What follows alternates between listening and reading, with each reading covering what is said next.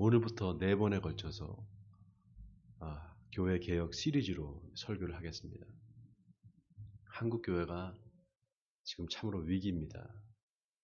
코로나 때문에 교회 재정이 줄고 또 교회 문을 닫는 그런 경우가 속출하고 있습니다. 근데 그래서 위기가 아니라 더 이상 교회가 세상의 빛과 소금이 되지 못하는 것, 그게 바로 위기입니다. 왜 그렇게 됐을까? 이 한국 교회가 왜 이렇게 힘이 없게 됐을까? 그리고 왜 이렇게 사람들한테 이렇게 업신여김을 당하고 또 심지어는 교회를 싫어하고 교회를 증오하는 사람들까지 이렇게 생겼을까? 교회가 하나님의 말씀을 온전히 가르치지 않았기 때문입니다. 하나님의 말씀을 온전히 가르치지 않았기 때문에 바로 오늘과 같은 이런 사태가 온 줄 믿습니다. 7, 80년대에 한국 교회가 아주 급성장을 했죠. 산업화의 영향으로 경제가 발전하면서 교회도 대형화됐습니다. 놀랍게도 여러분, 세계에서 제일 큰 교회들이 다 한국에 몰려 있습니다. 명성교회, 세계에서 가장 큰 장로교회고요. 또 여의도 순복음교회, 세계에서 제일 큰 오순절 교회입니다. 그리고 세계에서 제일 큰 감리교회도 우리나라에 있습니다. 바로 광림교회죠. 다 우리나라의 세계에서 제일 큰 교회들이, 월드 비기스트 처치들이 다 우리 한국에 있습니다. 정말 대단하죠? 한국이 정말 대단합니다. 근데 숫자는 늘어나고 교회는 이렇게 많아졌는데 교인들 개개인의 영적인 수준이나 도덕성은 여전히 초보적인 수준에 머물고 있습니다. 우리나라 사람들이 이 종교적인 열심과 열정이 대단합니다. 그래서 기도도 참 열심히 하고요. 그리고 전도도 아주 열심히 합니다. 그런데 최근 들어서 그 열정도 점점 식어가고 있습니다. 게다가 지금 우리나라 출산율이 세계에서 지금 꼴찌거든요. 세계에서 꼴찌입니다. 우리나라 사람들이 제일 지금 출산율이 저조합니다. 그러다 보니까 인구 절벽에 지방에 있는 대학들이 다 이제 문을 닫습니다. 신학대학은 뭐 거의 다 미달입니다. 게다가 이 코로나 사태가 교회를 점점 쇠퇴하게 만들고 있습니다. 이제 더 이상 과거와 같은 그런 부흥의 시대는 지나갔습니다. 교회가 새롭게 미래를 준비하지 않으면 안 되는 지금 시기에 들어와 있는 것입니다. 그래서 제가 하나님 오늘 무슨 설교를 할까요? 교회 개혁에 대해서 하나님 앞에 기도할 때 오늘 하나님께서 이 말씀을 주셨어요. 바로 호세아서 6장의 말씀입니다. 자, 우리 1절을 같이 한번 읽어보겠습니다. 같이 한 목소리 읽어볼까요? 시작. 오라 우리가 여호와께로 돌아가자. 여호와께서 우리를 찢으셨으나 도로 낫게 하실 것이요 우리를 치셨으나 싸매어 주실 것입니다. 자, 우리가 여호와께로 돌아가자. 하나님이 우리를 찢으셨으나 도로 낫게 하실 것이다. 여러분, 이 말은 호세아 선지자가 범죄한 이스라엘 백성들, 우상 숭배를 하는 이스라엘 백성들을 돌아오라고 하나님께 회개하라고 촉구하는 말입니다. 기원전 722년에 북이스라엘이 아수르에 의해서 멸망을 당합니다. 그 이유가 뭐였는가 하면은 하나님을 떠나서 이스라엘 백성들이 우상을 숭배했기 때문입니다. 제가 한 4년 전에 기독교 TV를 이렇게 보다가요. CTS인가요? CBS인가요? 영국 교회를 취재를 하러 이제 간 거예요. 근데 영국 교회가 정말 다 문을 닫았어요. 여러분, 이 감리교가 영국에서부터 시작됐거든요. 근데 그 많던 교회들이 다 문을 닫았습니다. 근데 놀랍게도 그 교회들을 누가 샀는가 하면요. 이슬람 교회들이 다 샀어요. 그 개신교회들, 그 컸던 교회들 다 이슬람 교회들이 샀습니다. 그래서 자기들 이슬람 사원으로 쓰고 있는 거예요. 근데 놀라운 게 뭔가 하면은 교회 간판을 그대로 붙여놨어요. 교회 간판을 바꾸질 않고 떼질 않고 그대로 붙여놨습니다. 왜냐하면은 너희가 다니던 교회 지금 어떻게 되는지 그 꼴을 보라는 겁니다. 완전히 조소를 하는 거죠. 영국 교회가 완전히 그러니까 거의 다 뭐 초토화가 됐습니다.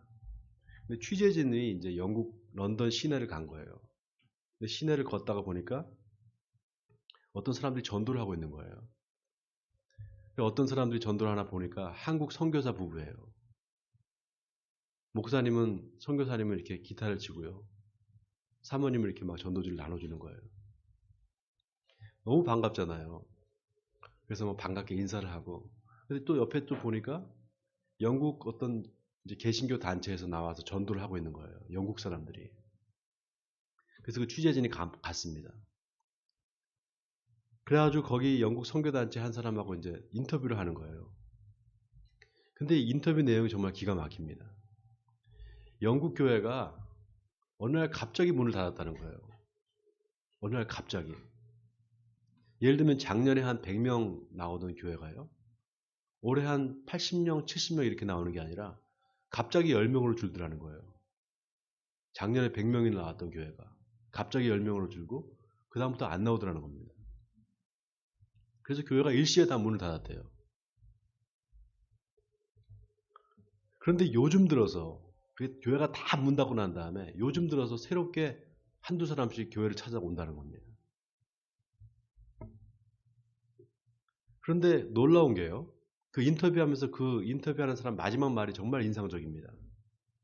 그 사람이 뭐라고 하는가 하면은 옛날에 그렇게 교회 사람들이 많이 나올 때요. 그 사람들이 다 크리스찬들이 아니었던 것 같아요. 그냥 왔다 갔다 교회만 문턱만 왔다 갔다 했지 그 사람들이 크리스찬이 아닌 것 같아요. 이렇게 말하는 겁니다. 제가 우리 코로나가 시작되기 전에 한 4년 전인가요? 우리 교회에서 일산 동지방 교역자 회의를 했어요. 그래서 목사님들, 사모님들 다 우리 교회 와서 예배를 드렸는데 그때 제가 설교를 했습니다. 제가 그때 이 얘기를 했어요. 그러면서 우리 한국 교회도 머지않아 그렇게 될 거다. 이렇게 말했습니다. 여러분 왜 영국 교회가 그렇게 다 일시에 문을 닫게 됐을까요? 100명 나오던 교회 왜 갑자기 10명으로 주고 나중에 안 나오게 됐을까요? 저는 하나님이 그 교회 문을 다 닫았다고 생각합니다. 교회 문을 다 닫았다고 생각해요. 하나님께서. 교회가 세상의 빛과 소금의 역할을 하지 못하니까 하나님께서 교회 문을 닫게 하신 거예요. 저는 우리나라도 그렇게 될 거라고 생각합니다. 아니 벌써 그렇게 되고 있죠. 이미 젊은 세대들, 청년 세대들은 교회를 떠난 지 오래입니다. 교회들마다 아동부 없는 교회가 허다합니다. 우리 이 1대, 2대의 신앙이 3대로 이어지지 못하고 있는 겁니다. 여러분 신앙은요.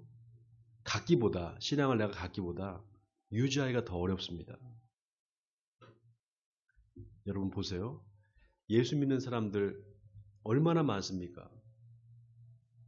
우리나라에 예수 믿는 사람들이 얼마나 많습니까? 너도 나도 교회를 다닙니다. 그런데요. 믿었다가 다시 세상으로 가는 사람들이 얼마나 많습니까? 예수를 믿었다가 다시 세상으로 갑니다. 그동안 교회가 얼마나 많은 전도를 했어요. 뭐 1000만, 뭐 2000만까지 가자고 하고 한 번쯤 교회 안 가본 사람이 없습니다. 다 교회를 왔다 갔다 했어요. 근데 교회를 다녀보니까 세상과 별반 다를 게 없는 거예요. 물론 그래서 교회를 다니는 사람도 있습니다.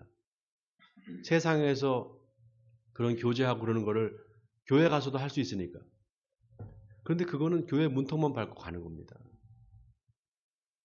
예수님이 화 있을진저 외식하는 서기관과 바리새인들이여 너희는 천국 문을 사람들 앞에서 닫고 너희도 들어가지 않고 들어가라 하는 자도 들어가지 못하게 하는도다. 너희는 교인 한 사람을 얻기 위해서 바다와 육지를 두루 다니다가 생기면 너희보다 더 지옥 자식이 되게 하는도다. 저는 이게 한국 교회의 자화상이라고 생각합니다. 여러분 전도해야죠. 우리가 전도해야 됩니다. 근데 전도를 잘못하면 한 영혼을 지옥으로 보낼 수도 있습니다. 우리가 하나님을 제대로 알지 못하면 우상을 숭배하게 됩니다. 이 말은 교회를 다니면서도 지옥 가는 사람들이 생긴다는 겁니다. 그래서 우리가 하나님을 알아야 됩니다. 하나님을 알아야 됩니다. 오늘 본문 3절에 호세아 선지자가 뭐라고 말합니까? 그러므로 우리가 여호와를 알자. 힘써 여호와를 알자. 그의 나타나심은 새벽빛같이 어김없나니 비와 같이 땅을 적시는 늦은 비와 같이 우리에게 임하시리라. 여러분, 여호와를 알자. 힘써 여호와를 알자.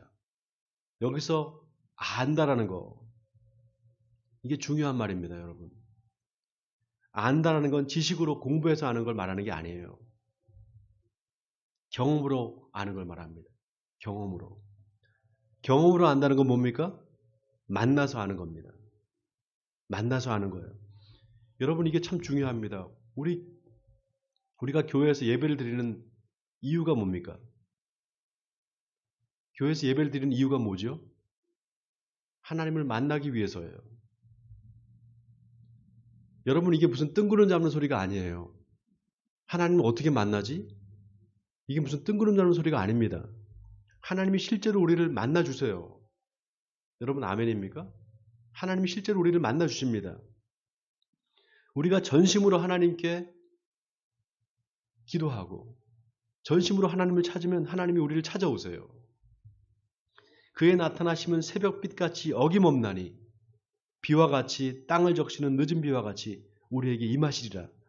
마치 밤이 지나면 새벽이 오는 것처럼 틀림없이 하나님께서 우리를 찾아오신다 이 말입니다.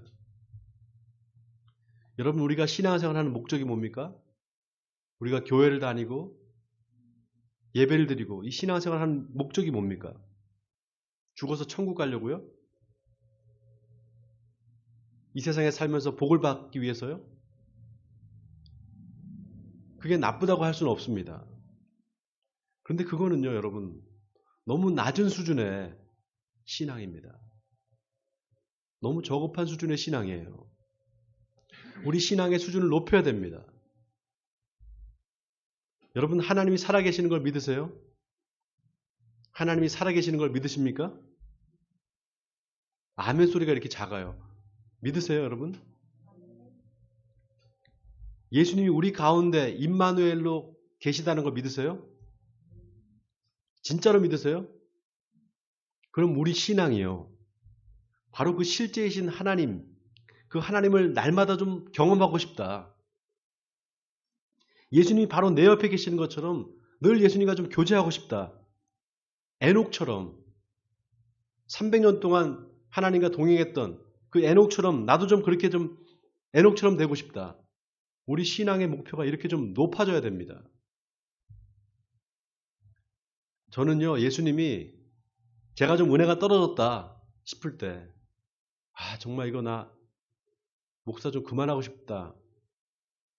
그럴 때 한 번씩 찾아오세요, 예수님이. 올 초에 한 번 나타나셨어요. 저를 찾아오셨습니다, 예수님이. 그러면요, 그렇게 예수님 만나고 나면 한동안 꿈속에 사는 것 같아요. 그러다 좀 시간이 지나면은 은혜가 다시 떨어집니다. 계속해서 그 은혜가 지속되질 않아요. 여러분도 아마 그런 경험 해보셨을 거예요. 저 왜 그럴까요? 오늘 그 이유가 본문 4절에 나옵니다. 우리 같이 한번 읽어보겠습니다. 4절입니다. 시작. 에브라임아, 내가 내게 어떻게 하랴? 유다야, 내가 내게 어떻게 하랴? 너희의 인애가 아침 구름이나 쉬 없어지는 이슬 같도다. 자, 여기 에브라임, 유다, 이 에브라임 지파와 유다 지파는 각각 북이스라엘과 남유다를 대표하는 지파입니다. 그러니까 에브라임아, 내가 내게 어떻게 하랴? 유다야, 내가 어떻게 하랴? 이 말은 하나님이 내가 너희 이스라엘 백성들에게 어떻게 해주면 좋겠느냐는 거예요. 탄식하시는 겁니다. 왜냐? 자꾸 하나님을 떠나는 거예요, 이스라엘 백성들이. 우상숭배를 하는 겁니다. 근데 그 이유가 뭔가? 바로 너희의 인애가 아침 구름이나 쉬 없어지는 이슬 같다는 거예요. 여기 인애라는 말이 중요합니다. 히브리 말로 헤세드라고 합니다. 한번 따라해 보겠습니다. 헤세드. 이 헤세드라는 말은 하나님의 사랑과 긍휼, 자비를 말합니다. 그러니까 너희 인애가 아침 구름 같다 없어지는 이슬 같다는 건 뭐냐? 너희한테 하나님의 사랑과 긍휼, 그 자비가 있기는 한데 금방 사라져 버린다는 겁니다. 있다가 없어지고 금방 사라진다는 거예요. 여러분, 이스라엘 백성들이 하나님의 은혜를 모르는 게 아니었어요. 이스라엘 백성들만큼 하나님의 사랑을 집중적으로 받은 그런 민족이 없잖아요. 하나님의 사랑을 알고 하나님의 긍휼도 알합니다. 자비도 알아요. 근데 문제는 그게 계속 지속되지는 않는 거예요. 그들 마음속에 계속 남아있지 않는 겁니다. 주일날 우리가 교회에 와서 예배를 드리면서 하나님께 찬양을 합니다. 설교를 듣고 마음에 결심을 해요. 나 이렇게 이제 살면 안 되겠다. 하나님께 좀 더 열심히 기도하고 말씀도 보고 신앙생활을 좀 내가 열심히 해야 되겠다. 금방 마음 먹었다가 교회를 떠나서 세상으로 나가면은 세상 사람들과 똑같이 삽니다. 작심삼일이에요. 왜 그럴까? 자, 그런데 보세요, 여러분. 그렇게 금방 하나님의 사랑을 잃어버리고 하나님을 떠나서 우상 숭배를 하는 이스라엘 백성들을 하나님께서 심판하시겠다고 말씀하십니다. 자, 5절과 6절을 우리 같이 읽겠습니다. 5절 6절입니다. 시작. 그러므로 내가 선지자들로 그들을 치고 내 입의 말로 그들을 죽였노니 내 심판은 빛처럼 나오느니라. 나는 인애를 원하고 제사를 원하지 아니하며 번제보다 하나님을 아는 것을 원하노라. 자, 5절은 하나님을 떠난 이스라엘 백성들을 하나님께서 심판하시겠다는 경고입니다. 그리고 6절은 그렇게 심판받지 않으려면 어떻게 해야 되는가? 그 방법을 제시해 주고 있습니다. 자, 나는 인애를 원하고 제사를 원하지 않는다. 먼저 제사를 원하지 않는다는 건 뭡니까, 여러분? 하나님은 형식적으로 마지못해서 드리는 그런 종교 행위를 받지 않으신다 이 말입니다. 그것보다 하나님을 아는 것을 원하신다고 했어요. 자, 아까 하나님을 안다는 게 그냥 지식으로 아는 것이 아니라 경험으로 안다는 것을 말했잖아요. 하나님을 안다는 것은 경험으로 만나는 거, 만나서 아는 걸 말합니다. 그럼 하나님은 어떻게 경험할 수 있을까? 어떻게 만나서 경험할 수 있을까요? 여러분, 하나님이 이스라엘 백성들한테 예루살렘 성전에 와서 제사를 드리려고 했습니다. 하나님의 명령이었어요. 왜 예루살렘 성전에 와서 제사를 드리려고 했을까요? 하나님이 배가 고파서 소나 양이나 염소를 잡아서 불로 태워드리면 그 연기를, 그 냄새를 맡으면서 하나님이 배가 이제 부르실까요?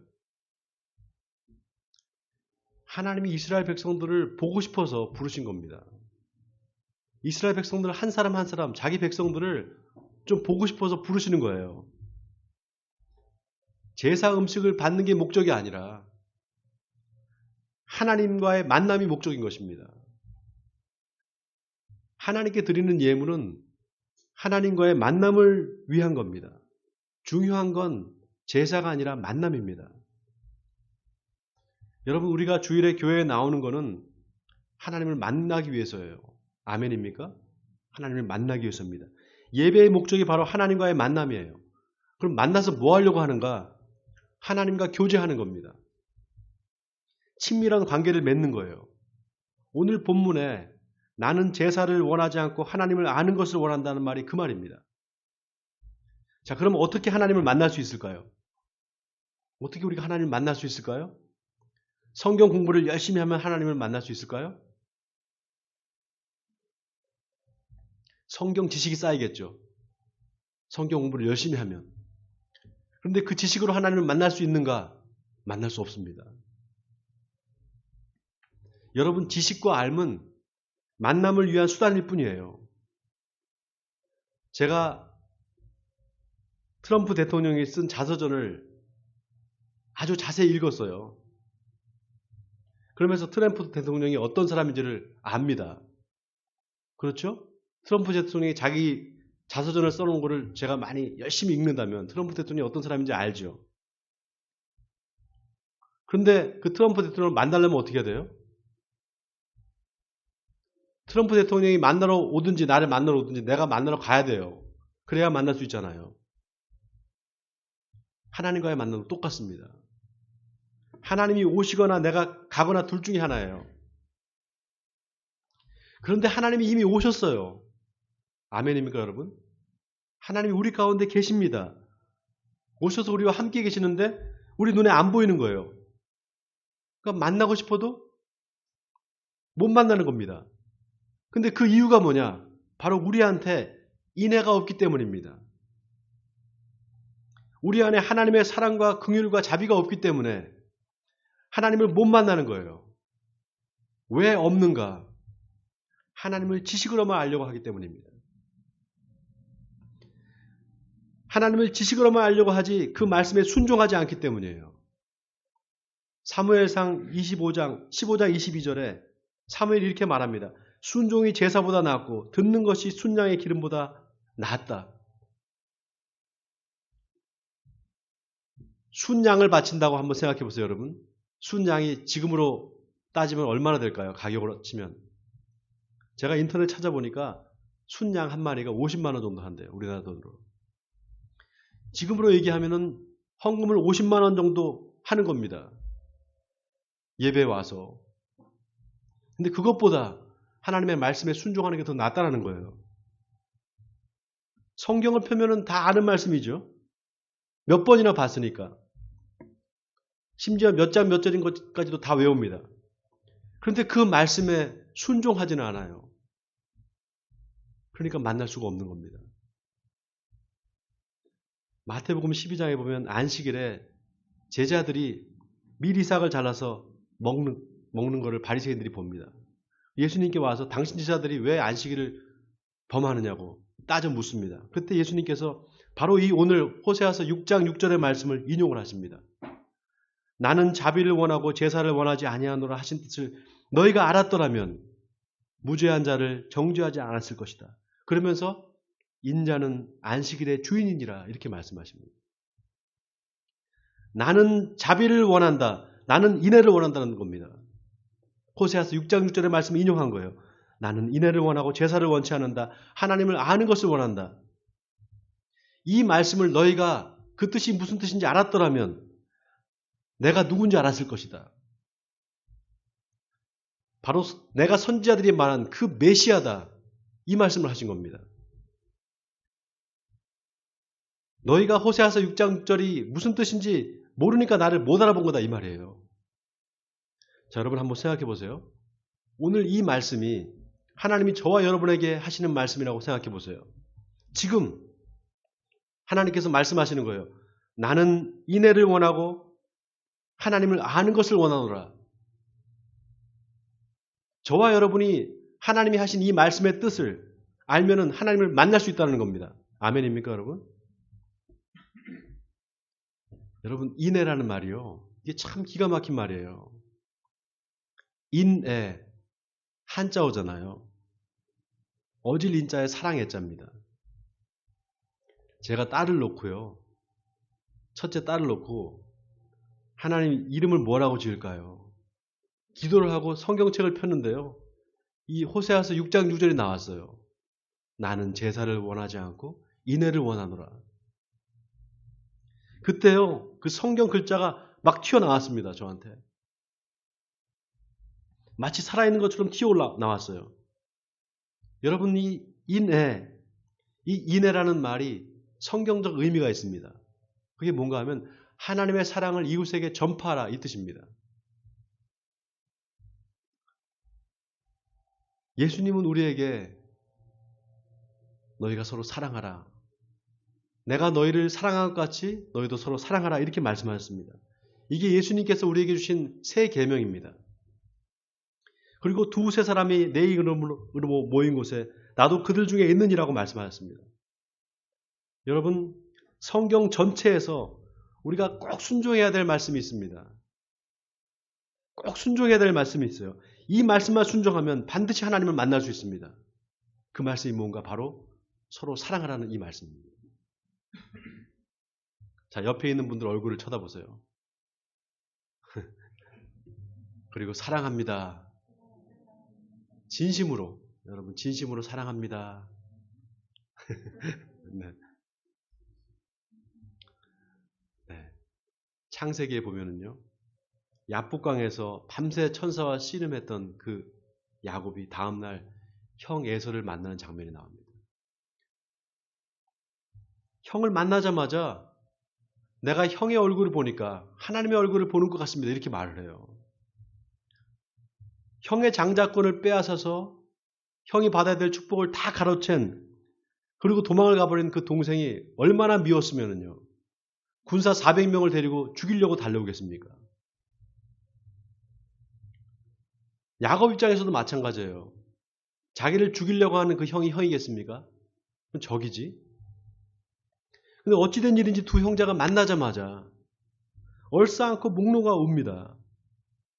그리고 야곱이 형을 보고는 내가 형님의 얼굴을 보니까 하나님의 얼굴을 보는 것 같습니다. 이렇게 고백을 해요.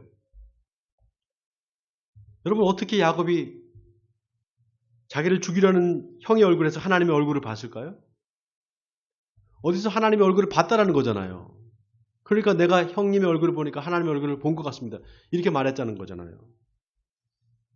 저는 그날 야곱이 밤새 씨름을 했던 그 사람, 그 천사, 나중에 야곱에게 축복을 해주면서 네 이름을 이제 야곱이라고 하지 말고 이스라엘이라고 바꾸라, 이렇게 바꿔준 그 천사가 바로 하나님이라고 생각합니다. 그리고 야곱은 그 하나님을 만나고 나서 자기가 얼마나 이기적이고 얼마나 못된 인간인지를 깨닫고 회개한 겁니다. 그리고 그 이름이 이스라엘로 바뀐 거예요. 여러분 아마 신앙생활 하면서 그 마음이 뜨거웠던 때가 있었을 겁니다. 근데 시간이 지나면서 자꾸 은혜가 떨어집니다. 그러다 시험이 와요. 근데 그게 이상한 게 아닙니다. 당연한 거예요. 왜냐? 그 시험을 통과해야만 우리 믿음이 견고해지기 때문입니다. 그래서 쓰러지면 옆에서 누가 붙잡아줄 사람이 있어야 돼요. 시험에 빠진 사람을 위해서 중보 기도를 해줘야 됩니다. 한 사람이 믿음으로 세워지는데 오랜 시간이 걸립니다. 그래서 교회가 필요한 거예요. 그래서 교회가 공동체인 겁니다. 혼자서는 절대로 설 수 없습니다. 혼자서 신앙생활 할 수 없습니다. 신앙의 동료들이 있어야 돼요. 사랑하는 성도 여러분, 우리가 하나님을 잘 알아야 됩니다. 힘써 하나님을 알아야 됩니다. 그런데 하나님을 알려면 우리가 하나님을 꼭 만나야 됩니다. 어떻게 하나님을 만날 수 있을까? 바로 우리가 서로 사랑하면 만날 수 있습니다. 우리가 서로 사랑하면. 원하기는 저와 여러분에게 바로 이 인애가 있기를 원합니다.